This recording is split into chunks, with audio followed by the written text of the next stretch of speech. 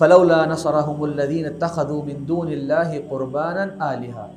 بہت ہی اہم یہاں پر اللہ تبارک و تعالیٰ نے اشارہ دیا، کیونکہ انسان کی ایک فطرت ہے، جب وہ اللہ تبارک و تعالیٰ کے سامنے نہیں جھکے گا تو وہ اپنی مرضی کا کسی بھی شے کو ایک معظم بنا لے گا، ایک قابل تعظیم شے بنا لے گا، اور پھر وہ اس کے آگے جھکنا شروع ہو جائے گا۔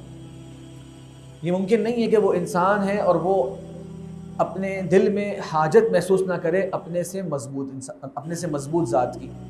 تو جو اللہ کے مقرب بندے ہوتے ہیں، جنہیں اللہ تعالیٰ توفیق دیتا ہے، وہ توحید کی ضرورت سمجھ کے اللہ تعالیٰ کے بندے بن جاتے ہیں، اور جو اس حاجت کو پورا نہیں کرتے، پھر اللہ تبارک و تعالیٰ دکھاتا ہے کہ وہ کس شے کے پیچھے جو ہے وہ اپنی صلاحیتیں ضائع کرتے ہیں، کس شے سے طرح طرح کی امیدیں جو ہے وہ لگا لیتے ہیں۔ تو فرمایا اللہ تبارک و تعالیٰ نے فلولا نصرهم الذين اتخذوا من دون الله قربانا، تو کیوں نہیں مدد کری ان لوگوں نے ان کی، یا ان ذاتوں نے ان کی، جن کو انہوں نے اللہ کے علاوہ قرباناً اپنا مقرب بنا لیا تھا۔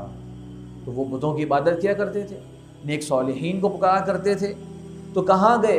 قرباناً آلہہ، آلہہ الہ کی جمع ہے کہ معبود، جس کی وہ عبادت کیا کرتے تھے۔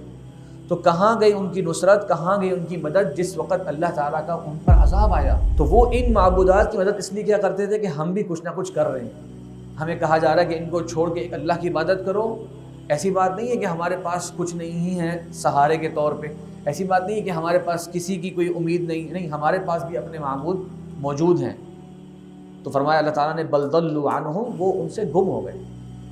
جب پر اللہ کا عذاب آیا، جب ان پر گرفت آئی، تو ان کے تمام معبودات جو ہے ان کا کہیں وجود نظر نہیں آیا، وہ ان کی مدد کو نہیں پہنچے۔